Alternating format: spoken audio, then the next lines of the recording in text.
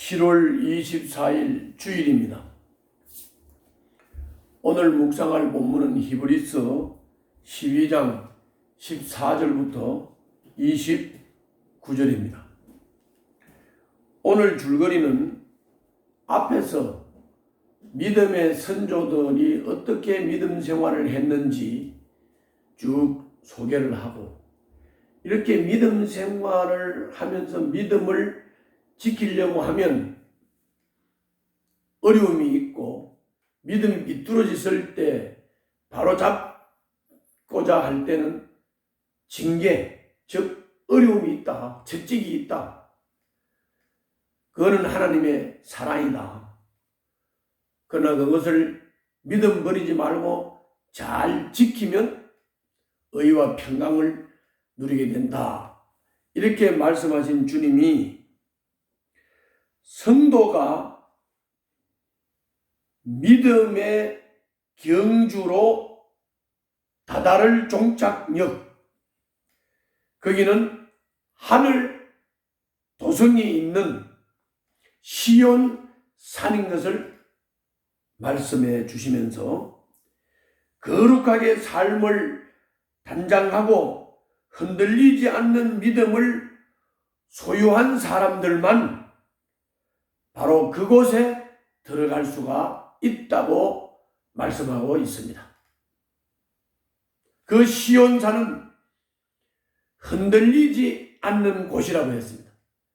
그러므로 그 흔들리지 않는 곳에 들어가려면 흔들리지 않는 믿음을 가진 사람이라야 한다고 하십니다. 이것이 오늘 본문의 줄거리입니다.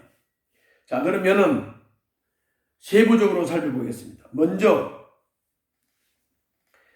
14절부터 17절입니다. 본문을 읽겠습니다. 모든 사람과 더불어 화평하게 지내고 거룩하게 살기를 힘쓰십시오.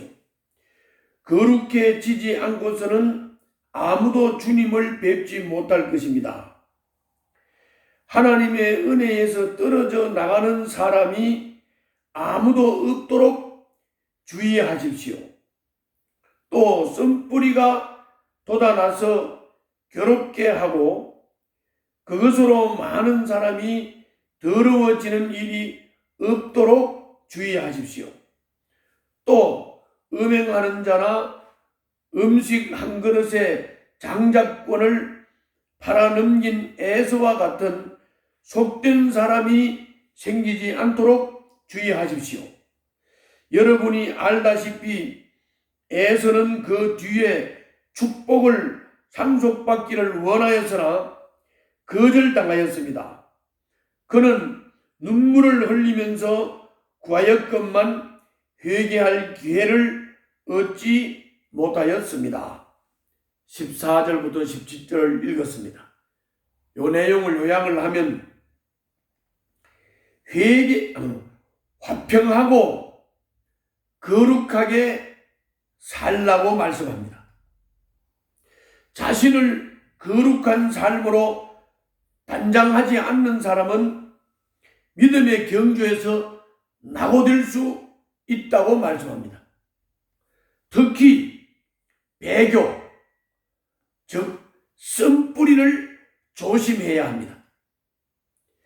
이런 사람은 자기만 아니라 이 쓴뿌리를 조심하지 않고 배교하는 이런 사람은 자기만 아니라 공동체에도 나쁜 영향을 미칩니다. 또 음행으로 몸을 더럽히지 말아야 하고, 에서처럼 음식을 위해 소중한 특권을 포기하는 속된 사람도 되지 말아야 한다는 것입니다. 그거를 잘 지켜야 된다는 거예요. 그래야 믿음을 지킨다는 겁니다. 배교하지 않고 쓴뿌리에 걸려 넘어가지 않고 흔들리지 않는 믿음으로 믿음을 지킨다는 것입니다. 다음은 18절부터 24절입니다. 읽겠습니다. 여러분이 나아가서 이런 곳은 신의 산 같은 곳이 아닙니다. 곧 만져볼 수 있고 불이 타오르고 흑암과 침침함이 뒤덮고 폭풍이 일고 나팔이 울리고 무서운 말소리가 들리는 그러한 곳이 아닙니다. 이거는 좀 신의 산에 하나님이 임재하실 때의 상황과 같지요. 그 말소리를 들은 사람들은 자기들에게 더 말씀하시지 않기를 간청하였습니다. 비록 짐승이라도 그 산에 닿으면 돌로 쳐 죽여야 한다 하신 명령을 그들이 견뎌내지 못했기 때문입니다. 신의 산에 하나님이 임재하실 때 모습입니다. 그 광경이 얼마나 무서웠던지 모세도 말하기를 나는 두려워서 떨린다 하였습니다. 그러나 여러분이 나아가서 이런 곳은 신의 산이 아니고 시온산, 곧 살아계신 하나님의 도성인 하늘의 예루살렘입니다.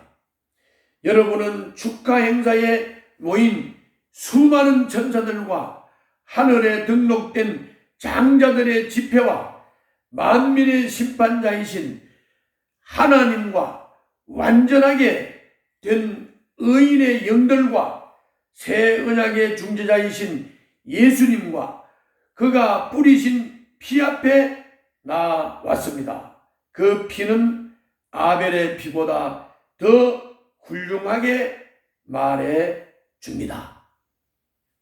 18절부터 24절을 읽었습니다. 정리를 하면 이렇습니다. 성도들이 다다를 곳은 신의 산이 아니다. 시온산이다. 신의 산에서는 백성들이 두려워하며 더 말씀하지 마시기를 정했지만 시온산에서는 예수의 피로 거룩하게 된 무리가 하나님과 수많은 천사 앞에 담대하게 서게 될 것이라고 말씀하고 있습니다. 믿음이 흔들리지 않고 지킨 사람이 도달할 곳은 시온산인 것을 말씀하고 있는 것입니다. 시온산은 신의 산과 다르다고 말씀하고 있는 것입니다. 이어서 25절부터 29절입니다. 읽겠습니다. 여러분은 말씀하시는 분을 거역하지 않도록 조심하십시오. 그 사람들이 땅에서 경고하는 사람을 거역하였을 때에 그 벌을 피할 수 없었거든 하물며 우리가 하늘로부터 경고하시는 분을 배척하면 더욱더 피할 길이 없지 않겠습니까? 그때에는 그의 음성이 땅을 뒤흔들었지만 이번에는 그가 약속하시기를 내가 한 번 더 땅뿐만 아니라 하늘까지도 흔들겠다 하셨습니다. 이 한 번 더라는 말은 흔들리는 것들 곧 피조물들을 없애버리는 것을 뜻합니다. 그렇게 하는 것은 흔들리지 않는 것들이 남아있게 하시려는 것입니다. 그러므로 우리는 흔들리지 않는 나라를 받으니 감사를 드립시다. 그리하여 경건함과 두려움으로 하나님이 기뻐하시도록 그를 섬깁시다. 우리 하나님은 태워 없애는 불이십니다. 25절부터 29절을 읽었습니다. 이 내용을 요약을 하면 이런 큰 은혜의 시대, 즉 시온산에 도달하여 축제가 열리는 이런 은혜의 시대가 열렸음에도 말씀을 거역한 사람들은 최종 심판을 피할 수가 없습니다. 하나님은 땅과 하늘을 흔들리지 않는 것만 남기고 모두 소멸시키실 것입니다. 그러나 믿음의 성도는 흔들리지 않는 나라에 속하였으므로 마지막 심판의 날에도 안전할 것이라고 말씀하고 있습니다. 자, 오늘의 본문을 읽고 내용을 정리하고 요약했습니다. 오늘 본문을 통해서 우리가 받을 수 있는 교훈은 무엇일까요? 첫째, 거기 14절부터 17절에 나타난 대로 잠시 만족을 위해 더 좋은 것 시온산을 포기하지 말라고 말씀하십니다.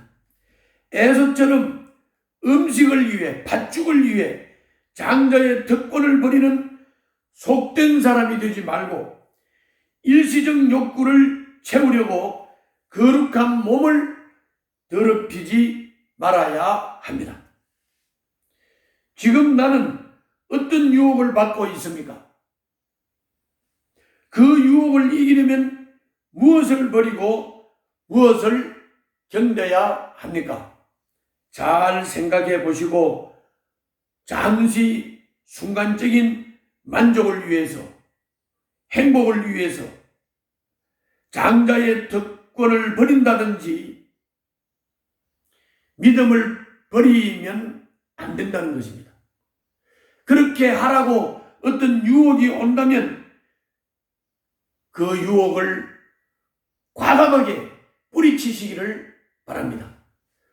두 번째는 25절부터 29절에서 믿음의 상이 큰 만큼 거역하고 반역한 이들에 대한 심판도 크다는 것을 명심해야 합니다. 하나님이 한 번 더 땅과 하늘을 흔들어 심판하실 때 반역한 세상은 철옹성에 숨어도 무너지지만 노아의 방주처럼 흔들리지 않는 나라에 속한 흔들리지 않는 믿음을 가진 사람들은 건재하게 될 것입니다. 믿음의 삶이 고단하고 세상과 타협하고 안주한다면 세상과 함께 심판을 받게 될 것입니다. 흔들리지 않는 믿음으로 승리하시기를 바랍니다. 기도하겠습니다. 받은 은혜를 기억하며 날마다 거룩한 일상을 살게 하여 주시옵소서. 흔들리지 않는 믿음을 지키게 하여 주시옵소서. 예수님 이름으로 기도하옵나이다. 아멘.